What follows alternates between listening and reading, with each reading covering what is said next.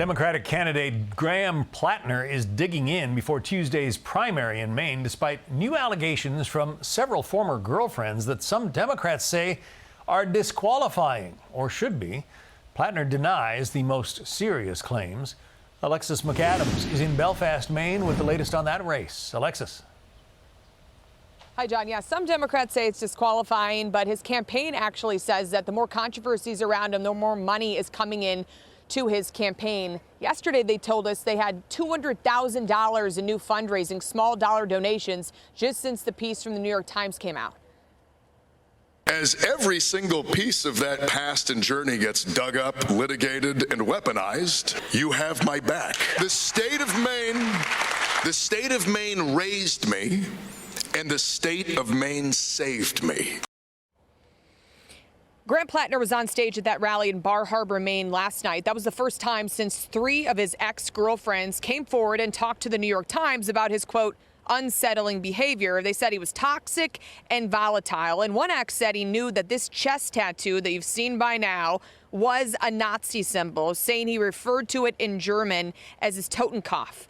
All allegations, Platner says, are simply not true. The bad headlines did not stop California Congressman Ro Khanna from coming to Maine. He campaigned with Platner anyway. We need to find some way of having redemption. We need to find some way of saying that if someone felt hurt by Graham in a past relationship, we can listen to them and we can listen to Graham. I did think it was interesting, too, John, that Ro Khanna mentioned that some of his Democratic operatives and some people told him, hey, don't show up there because there's a split in the Democratic Party about who wants to support this guy. Watch. You layer in the sexting, the toxic relationships. Come on, folks. He has disqualified himself. Let's just be honest about that which we believe in our values. So Maine Governor Janet Mills was in this race. She suspended her Senate campaign, though, in April. She is reminding voters that she's still on the ballot. And back out here live, we were hoping to see her at an event here in Maine, but she didn't show up. So we're going to work to get more on that. Platner is still looking to be the favorite in this race to take on Republican Senator Susan Collins. People say they want to send someone new to Washington, D.C., as Collins has been there for 30 years. But other people we talked to think she's done a great job. But it could be a close one here in the state of Maine, John. All right, Alexis McAdams, what a race. Thanks. That's right. For more on this, let's bring in Republican Congresswoman of South Carolina, Sheri Biggs. Congresswoman, it's a Senate race, but your Democrat colleague, Ro Khanna, is staying. I mean, he's going in big with his endorsement of Graham Platner. Does that surprise you? It does surprise me. Thank you so much for having me today. I think character matters. I know, at least in the 3rd District of South Carolina, my constituents expect more. They deserve more. And I think it's sad that this is the best candidate that the Democrats can come up with.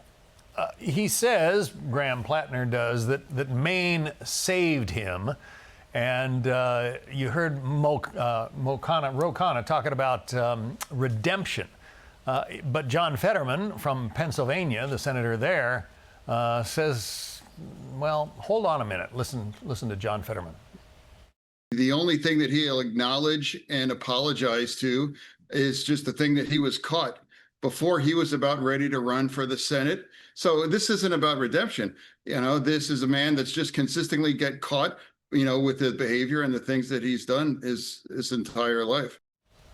Your thoughts on the criticism from the senator from Pennsylvania? Well, usually when there's smoke, there's fire.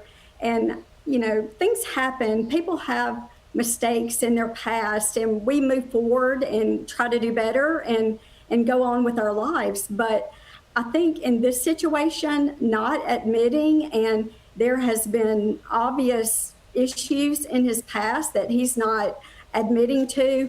And the thing that I can't get past is the tattoo. I have a lot of friends that I still serve in the military, and they have spent a lot of time and invested a lot of research into the artwork that they put on their bodies. And I have a hard time believing that you don't know a symbol and you just accidentally put it on there. I think that's horrendous. Yeah, he has said he didn't know it was a Nazi symbol.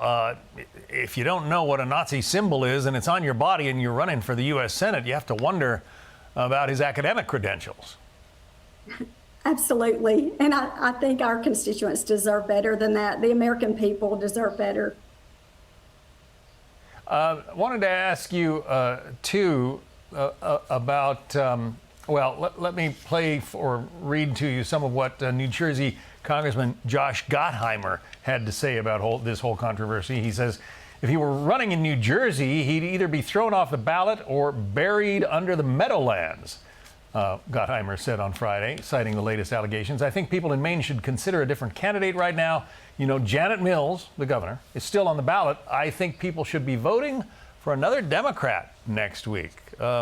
It's not often that you get Democrats telling other Democrats to get off the ballot.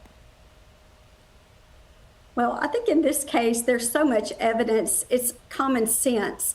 And a lot of times you can learn from your past, and I would think that the Democrats had already done that from the previous presidential election, and moving forward, they should do better. They should pick better candidates that have policy, that have at least that they have character and they have integrity and transparency. And I don't think we're getting that with this candidate.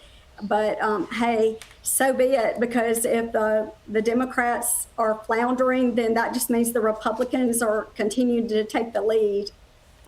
Real quickly, I want to talk about immigration. The Secretary of State has warned that mass migration actually threatens national identity. And despite the best efforts of the Trump administration, and things have really turned around at the southern border, but they are still concerned enough to warn people not to try to get into this country. Your thoughts on the immigration situation as it stands right now, Congresswoman?